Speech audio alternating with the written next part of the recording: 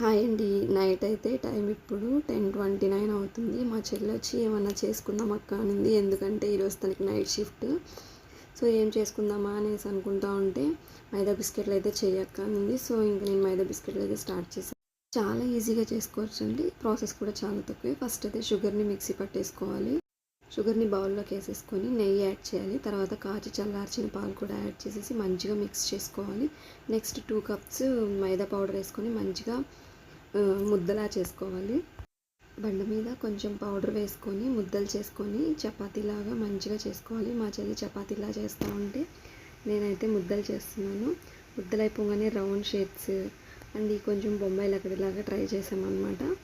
చాలా బాగున్నాయి. Oil heat అయ్యాక అన్నీ వేసేసుకున్నాం అనమాట. ఇవంటే కొంచెం లేట్ ప్రాసెస్, స్లోగా ఉడుకుతాయి. ఎందుకంటే లోపల కూడా మంచిగా కుక్ అవ్వాలి కాబట్టి ఇదంతా స్లోగా పెట్టుకోవాలి ఫ్లేమ్.